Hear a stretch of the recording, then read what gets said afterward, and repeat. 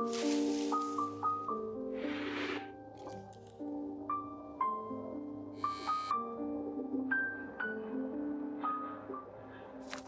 guys, it's Merce. Welcome back to Harpies in the Trees, where I review horror books with a supernatural focus. So a few of you left me comments asking me about the footsteps that I heard in the ceiling. So instead of a message shout out, I'm just going to go ahead and talk about the footsteps. So in my last video, when I was unfilming my creepy crate unboxing, I heard some footsteps that were coming from the attic, or at least it sounded like it in the ceiling.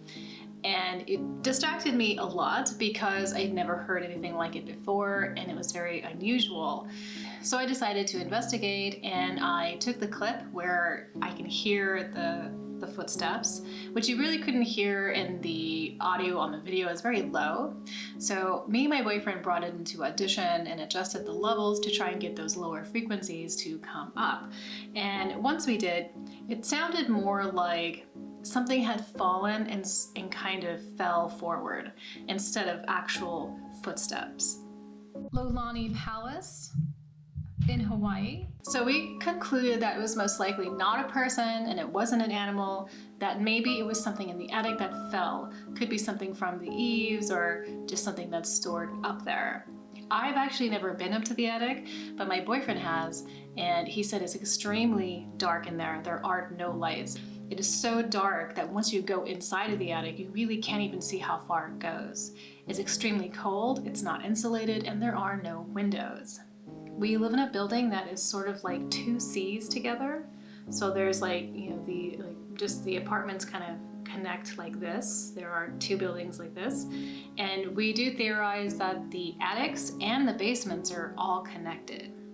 So in theory, somebody could come into the building. There are 3 different entrances, and I assume for the attics and the basements, there are multiple entrances as well. I know of 2 for the basement. And it's not uncommon for the front door to not be closed all the way. We had a break-in once here on the first floor, so it is possible for people to get in. We also haven't found any evidence of animal infestations in the attic or in the upper floors and in our apartments. Sometimes foxes can find their way into attics here in Berlin, but foxes scamper and they make a lot of noise, so I think we would hear it. So we don't really believe it was an animal or a person, but just an object falling. And unfortunately, I will never know what that is, so that sucks. But the interesting thing is, the day after I heard that happen, I heard this very low moaning coming from in the living room, because I was in the living room reading, and I heard it coming from the ceiling. It was very long and low and weird, just weird. My balcony is right next to the living room, so I went out there to see if someone was singing or anything at all. Maybe it was a car. It didn't appear that way. It was so weird and sort of creepy that I did go up to the attic to see if someone was there. No one was there. It was locked. The lights were off because once you get to the landing of the attic, there is a light that's usually on if someone's in there.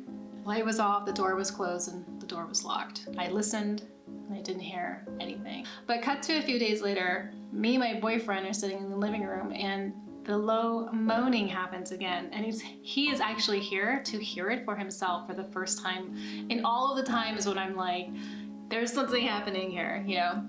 It appeared to be coming from the playground, which is not too far from here. It's just literally like one apartment wall over.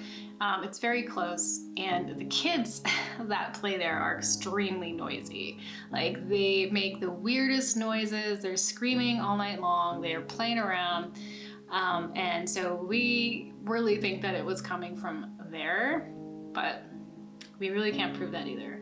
So I don't know. So it's been an interesting adventure, you know.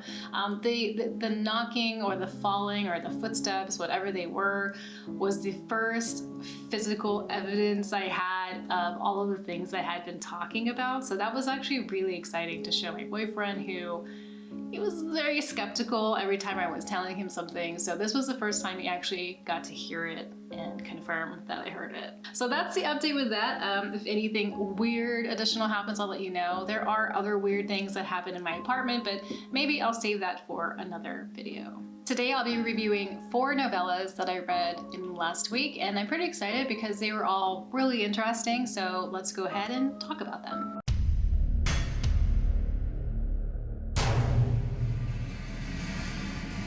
The Dark Book of Gwenna Luna opens up with a 17-year-old girl who has come to a psychologist's office, and she isn't very clear about what she wants from the psychologist and exactly why she's there. She just kind of offers a single word, help, but she doesn't really define what this help means. The psychologist gives her a one-over, and he sees some signs of self-harm. He also sees some behaviors that might implicate maybe difficult relationships with parents, stuff like that. So he's very keen on what he thinks that he's seen in front of him in his chair, but he is in for a surprise because Gwenna Luna is there to actually show him something. She shows him a book that she made, and it has 6 dreams within it, and he is sucked into each one of these dreams and experiences them as if they were his own life. It's not very clear to me how these stories connect, and also what their importance is to Gwenna Luna besides the fact that she's seen them. And her experience with these dreams are that she dreamt them, and then she went and found the person that was in her dream and confirmed with them that these things really happened. So she's showing these past lives, these dreams, these life experiences to the psychologist, who he's experiencing it as if he's actually there. It's not just a dream, it's like he's actually there. He's actually the main character. So he goes through 6 of these, and in the end it's a little bit more clear why she's there, and she's there to help him make a better decision about something. But the only way that she could convince him to make this better decision, or in believing in her, is to have him be sucked into this dark book, we'll say. The packaging of like why the stories are here and like how we're getting to them is not really that interesting to me. I feel like Gwenna Luna is not a very interesting character. We don't really learn much about her. We don't know much about her. And the psychologist is also not really that interesting of a character, but this is the setup, you know, to get into the dreams. So it's, for me, the packaging was like, I didn't really understand why it was necessary, but some of these short stories are just really stellar. And my favorite one out of the book is The Valley Without Laughter. The Valley Without Laughter I thought was really, really cool and kind of moving and beautiful and dark. If you liked that show Carnival, it's going to have a lot of those type of vibes. So let me tell you a little bit about it, because the story is, I just really enjoyed this story. This was a story where I was like, oh, this is it. This is amazing. This is what's bringing me into the dark book. So this story starts off with a little person named Drollig Hansel, and he is a performer for a traveling carnival. And his best friend is a vampire, and the vampire has an act where he has a big black tent all by itself, and it's just him in a coffin laying there, you know, asleep because it's daytime, and just snoozing in his coffin. And people are encouraged to go into the tent one by one and go and look upon the face of darkness.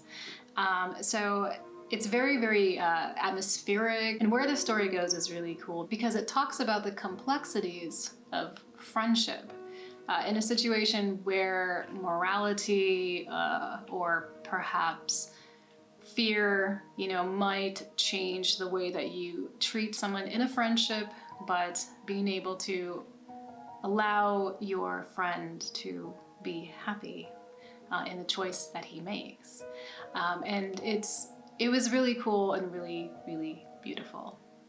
The other stories I liked was The Ardell Ghost, and Grolbein, which is about a giant. The writing is a little unusual. It has an unusual kind of writing style, but you just kind of have to get used to it in the story, and then it's not a problem, and it'll just be a preference if it's something that doesn't work for you. So I gave Gwenna Luna 3.5 stars.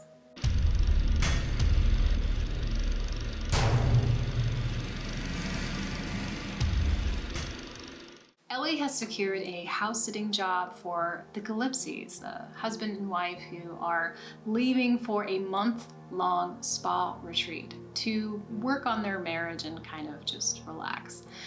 The Gillipsie house is an hour outside of town and it's a bit remote. But Ellie is very excited because she is one of those old souls who just loves exploring old houses and finding all of their secrets. And so she's looking forward to just getting to know this house on a very intimate level. As she's exploring the first day that she gets there, she is surprised and shocked by hearing a door slam in the house. And this prompts her to be very concerned that somebody is there in the building. She calls Mrs. Gillipsie. "Hey, I think there's someone in the house." Is there a car in the driveway? "No." Then you are probably fine. Nobody's gonna rob us unless they have a car. The driveway is way too long. Okay. Miss Gillipsie is not very helpful and is extremely dismissive, and so Ellie realizes that she's probably going to have to figure this out on her own. So she does a sweep of the house and the property. It makes sure that no one is there. But as the nights and the days go by, things definitely are beginning to happen at a more alarming rate, and Ellie needs to figure out what it is. The Haunting of Gillespie House is very similar to the Haunting of Ashburn House, which is a book that I really, really love. It was my first Darcy Coates book. I loved this book so much, and I love Wolfgang in this book. He's a little cat hero. This is classic Darcy Coates. It is a creepy, cozy ghost story. So it has all of the features that you're looking for. The mansion that has multiple floors and attics and basements and hidden rooms and locked places. You have a cemetery on the premises.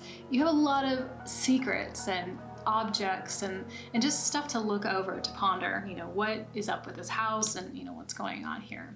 This is also written in first person, which is not normally how Darcy Coates writes her books, at least in the 10 or so that I've read. This is the first person one. I really enjoyed it. I felt like I was really along with Ellie on her journey, but she's also a girl after my own heart, I guess I could say, because she has that same affinity for old houses as I do. And if I go to any old house, it's just I have this intense lust to just look at everything, just find out where all the doors go to, and what, if there are secrets in this house, what are they? So she was a cool character. I really liked and tagging along with her in this journey.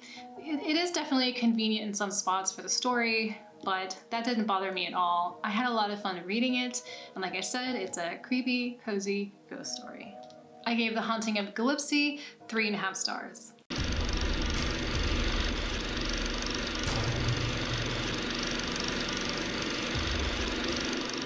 It's in the early 1900s, and George is a young newspaperman who has traveled to Broken Rock to do a little puff piece on the lighthouse that is standing there. It's a historical lighthouse that has seen many wars, so it's going to make a great article for the newspaper.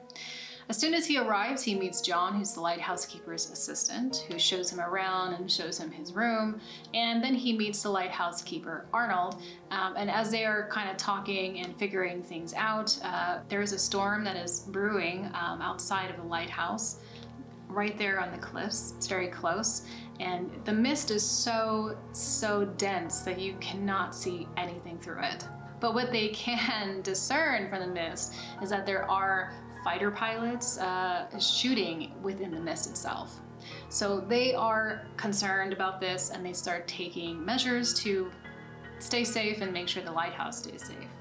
As the night progresses on, a series of events happen that make it very clear that whatever is happening with the mist, with the fighter pilots, with the lighthouse itself, is not normal. And there is something extremely weird and scary happening. Broken Rock is the second book that I've read by Deep Aria. The first one being The Overbridge, which I enjoyed. All of these books that we have today were sent to me for reviewing purposes, by the way, if I didn't mention that. It takes about 60 pages into Broken Rock before I really felt kind of interested in what was going on. It took a long time for me to kind of get into it, but once we get to this certain place, it just kind of takes off, and like all this stuff is happening. There's all this kind of action, you know, there's just a lot of things going on, and it's really fun and scary. Actually, there are actually some moments in here that are pretty spooky, even though it is not a supernatural story. It is a cosmic horror situation, but it does have spooky moments and gory moments and just creepy scenes. One of the things that I really had a passion for as a kid was the Titanic, and just the idea of the Titanic falling, you know, into the ocean, filling up with water, and there being just people floating around in the ship, dead or dying. I always thought that was very spooky as a kid. It just kind of scared the shit out of me. So I do like ocean horror, I guess. But you know, it's like a haunted ships, haunted lighthouse, haunted bunker, you know, stuff like that. Like, I like that kind of stuff. It's very creepy to me. So there were some really cool scenes in here that kind of brought up those feelings.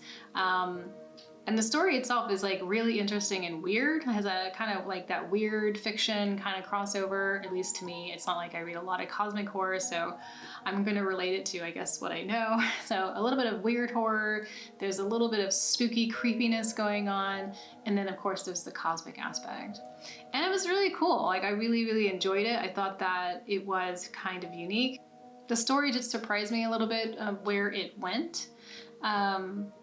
So that was a nice surprise, I guess. Like, cause I don't really know what I'm expecting. The synopsis is pretty vague, and it's really focused on like the fog.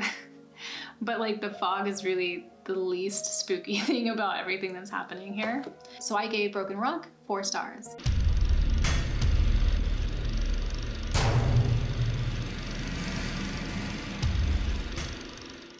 Ellie is a mother that is in a state of panic. She believes that her son has ran away to this very notorious forest where people commit suicide.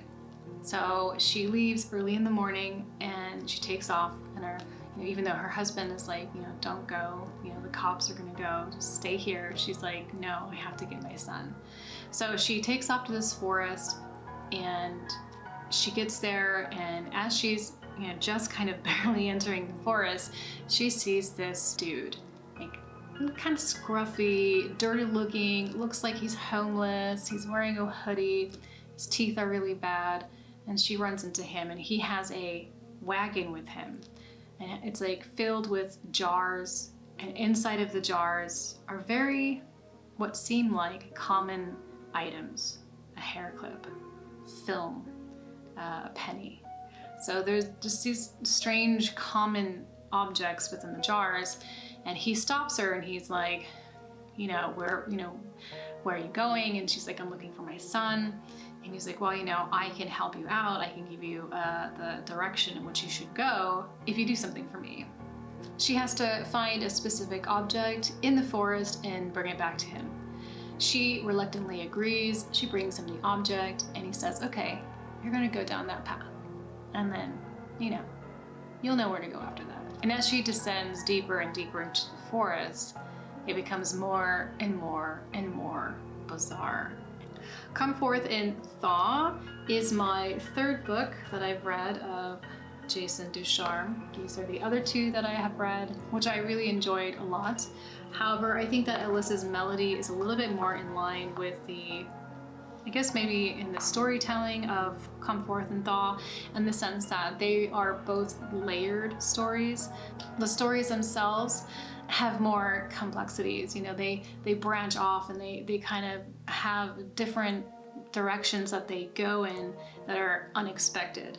And I think that's what I really enjoy about Ducharme's writing, is that, they're very short stories, like just really short, 105 pages. This one's 105.